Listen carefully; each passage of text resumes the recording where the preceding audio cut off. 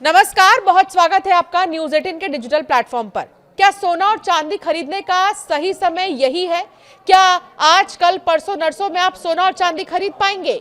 Iran जंग शुरू होने से एक दिन पहले यानी 27 फरवरी को भारत में 10 ग्राम सोना 1,60,000 रुपए तक का था। जंग खत्म होने के एक दिन बाद यानी 19 जून को कीमत 1,45,000 पर 10 ग्राम चला गया, यानी करीब 10% की गिरावट। अंतर्राष्ट्रीय बाजार में तो इस दौरान 20% गिरावट हुई है। अब अमेरिकी बैंकिंग संस्थान जेपी मॉर्गन का अनुमान यह है कि 2026 के अंत तक सोने के दाम 40% तक बढ़ जाएंगे। जी हां, आखिर ईरान जंग के दौरान सोने के दाम क्यों घटे और अब कीमत बढ़ने का अनुमान क्यों लगाया जा रहा है, और अभी सोना खरीदना कितना ठीक रहने वाला है और कितना नहीं, जानेंगे आज के इस वीडियो में। सबसे पहला सवाल तो यही कि ईरान जंग के दौरान सोने की कीमत क्यों घटी है। सोना सुरक्षित निवेश माना जाता है। जंग की सुगबुगाहट भी हो तो निवेशक सोने का रुख करने लगते हैं। डिमांड बढ़ने से सोने की कीमतें भी बढ़ने लगती हैं। इस ट्रेंड से उलट ईरान जंग के दौरान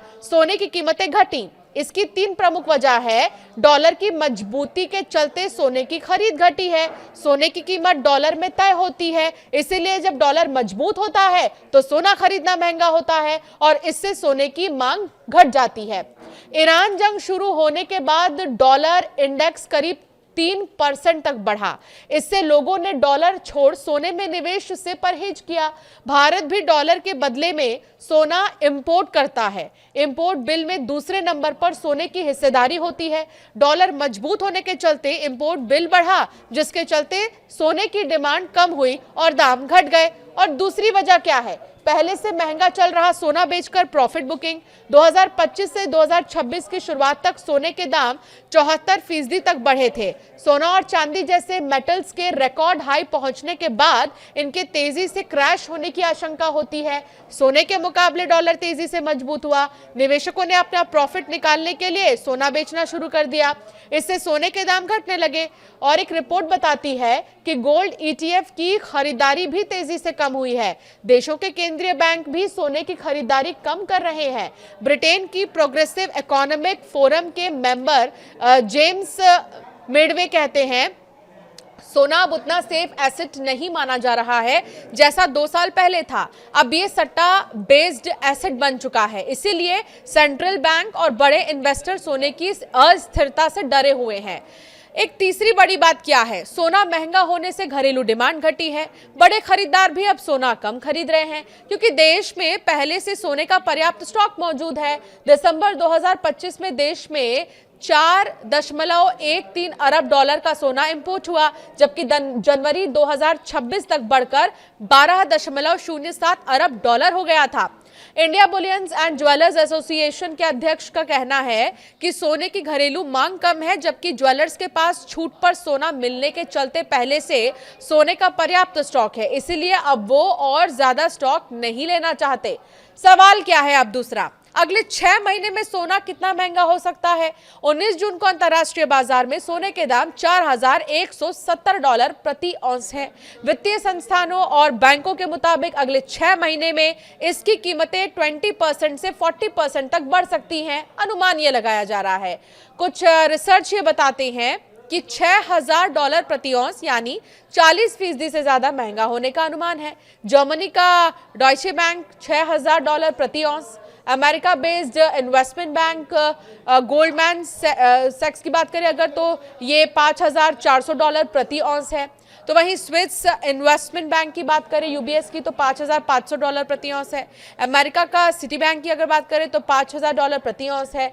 तो कुल मिलाकर जेपी मॉर्गन ने यह भी बताया कि 2027 के आखिर तक कीमत $6,300 तक पहुंच सकती है। अगर सोना 20% तक भी बढ़ा तो भारत में 10 ग्राम सोने की कीमत 1,74,000 रुपए हो जाएगी, जो अभी 1,45,000 है प्रति 10 ग्राम।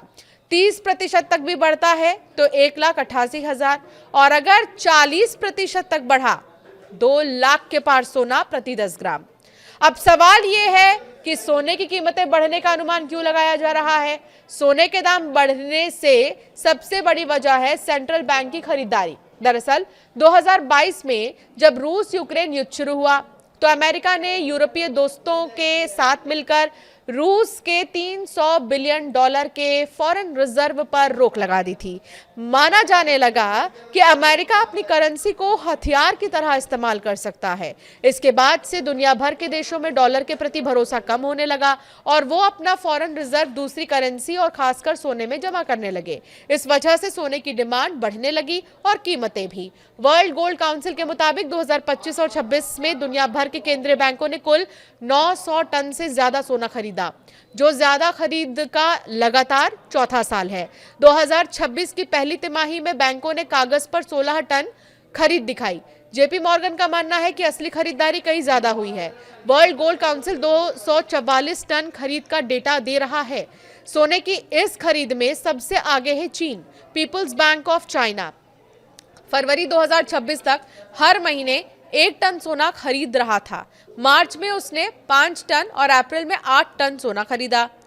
अब ग्वाटेमाला, इंडोनेशिया, मलेशिया जैसे देशों के सेंट्रल बैंक ने भी सोना खरीदना शुरू किया। इसी वजह से जेपी मॉर्गन के अनुमान के हिसाब से अब सोने की कीमतें बढ़ सकती हैं। इसके अलावा वो 4 फैक्टर अब भी मौजूद हैं जो पिछले कुछ सालों में सोने की डिमांड बढ़ा रहे थे। वो 4 फैक्टर क्या है? महंगाई का डर। जब महंगाई बढ़ती है तो पैसों की कीमत घटने लगती है। ऐसे में निवेशक अपनी संपत्ति की असली कीमत बचाने के लिए सोना खरीदते हैं।